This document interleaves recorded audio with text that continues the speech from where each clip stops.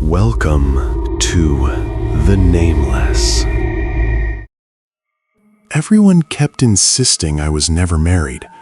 They said it calmly, like it was a simple correction, like telling someone they misremembered the color of a car. But I still wore the ring. It still fit the same finger. And at night, when the apartment went quiet, I still heard her voice saying my name the way she always did, soft and tired, like she was already half asleep. I remembered the first time it happened clearly, because it felt like a joke that didn't land. I was at work, sitting in the break room, scrolling on my phone during lunch. Someone asked how my weekend was, and without thinking, I said, "Quiet." My wife was out of town, so I just stayed in. The room went silent for a second. Then Mark from accounting laughed and said, "You're what?" I smiled, waiting for the punchline. It didn't come. "My wife," I repeated. "Claire." Mark's smile faded into something polite and confused. A couple other people looked up from their phones. One of them said, "Man, you've never been married." I laughed it off. I told them they were messing with me. They all denied it. The conversation drifted away, but I noticed something off in their faces, like I'd just said something uncomfortable. That should have been the end of it, one weird moment. But it wasn't. Before all of that, my life had been painfully normal. I lived in a small apartment just outside the city. Not new, not old. The kind of place where the pipes clicked when the heat came on, and the hallway always smelled faintly like cleaning solution and dust. Claire and I had lived there for 3 years. We met in college, dated for a long time, then got married in a small courthouse ceremony. No big wedding, just us, 2 witnesses, and dinner afterwards at a place we both liked. That was how we did things. Quiet, simple. Claire worked early mornings, so she was usually asleep by the time I got home. I used to pause in the doorway to the bedroom just to watch her breathe for a second. It wasn't romantic in some dramatic way. It was just reassuring.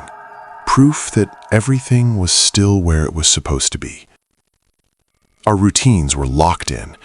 She left notes on the counter when she worked late. I always forgot to replace the paper towels. She hated how I stacked the dishes. Normal stuff. The kind of details you don't think to document because you assume they'll always be there. The first real crack showed up at the grocery store a week after the break room incident. The cashier scanned my items, paused, and said, "Just you tonight?" I nodded. "Yeah, my wife's working late." She glanced at me, then at my hand on the counter. Her eyes lingered on the ring. "Oh," she said, clearly unsure. "Sorry, I didn't realize." "Realize what?" She shook her head quickly. "Nothing. Have a good night." When I got home, I told Claire about it. Or at least I tried to. She wasn't there. That part wasn't strange on its own. Sometimes her schedule changed. Sometimes she stayed with a friend. But there was no note, no text, no missed call. I stood in the kitchen longer than I needed to, listening to the refrigerator hum. Her mug was still in the sink. Her shoes were by the door. Everything looked right. I texted her. No response. Later that night, lying in bed, I heard her voice.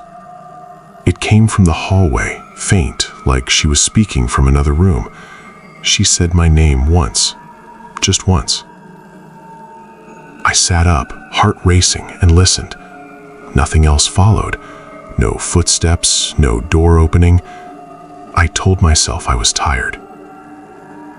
The next morning, I woke up alone. The other side of the bed was cold. Her pillow was gone. I checked the closet. Half the clothes were missing. Not disturbed, not ripped out, just gone. Like they had never been there to begin with. I called her phone. It went straight to a disconnected message. That was the day people stopped acting confused and started acting concerned.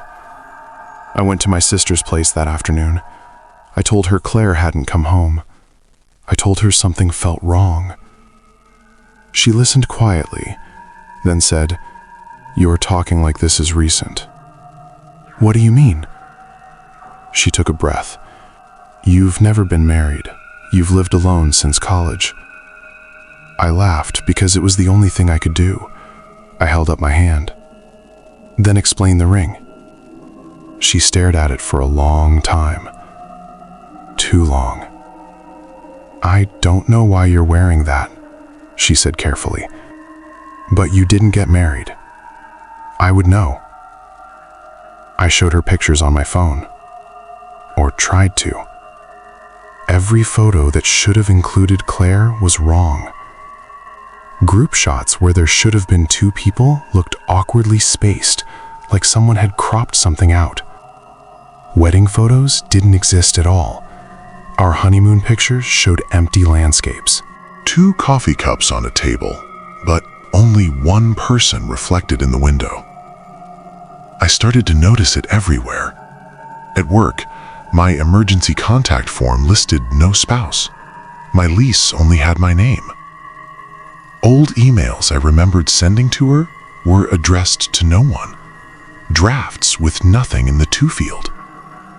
The world hadn't changed abruptly. It had been adjusted, smoothed over. At night, the apartment felt bigger, quieter. I would hear sounds that didn't belong to someone living alone. A chair shifting slightly. The soft click of a light switch I hadn't touched. The mattress dipping, just a little, like someone sitting down. I stopped sleeping much. One evening, I found a note on the counter. It was in her handwriting. I knew it instantly. The slight slant to the right, the way she crossed her T's too high. It said, "Please stop asking them. They can't remember me." I sat at the table holding that note until the sun went down. After that, the gaslighting became aggressive. Friends told me they were worried. Co-workers suggested time off. A doctor gently asked about stress, loneliness, imagined relationships. I stopped correcting people. It didn't help. The more I insisted, the more they looked at me like I was breaking in front of them. But Claire was still there. Not physically, not fully, more like an impression she left behind. Her voice came through vents, through walls, always soft, always close.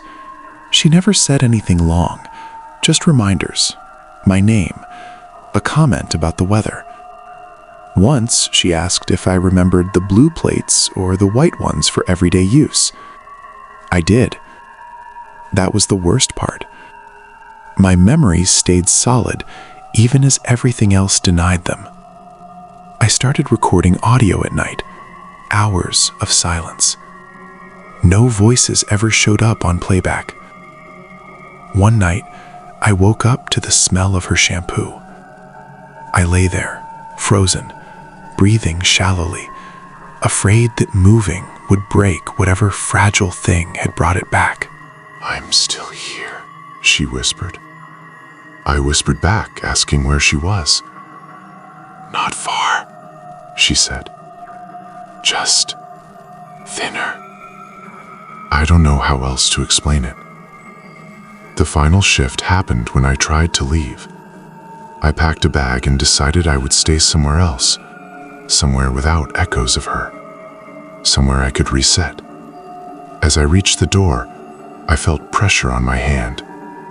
Not a grip, more like resistance, like walking through water. "Don't," she said, right behind me. I turned around.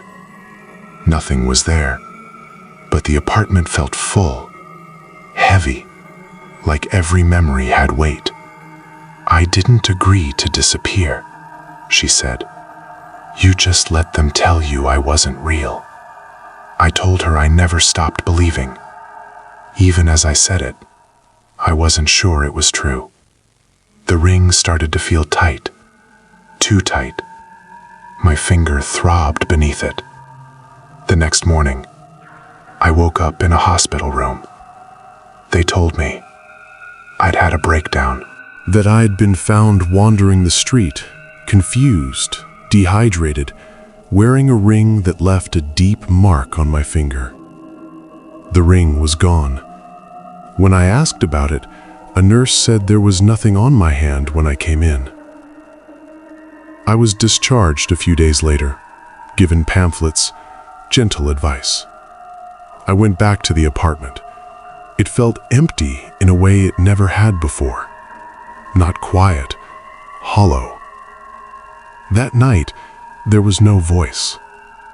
I thought that was the end, that whatever part of me had been holding on finally let go. But sometimes, when I'm half asleep, I feel the familiar weight on my finger, the phantom pressure of the ring. And just before waking, I hear her voice again, closer than ever, asking why I stopped remembering her.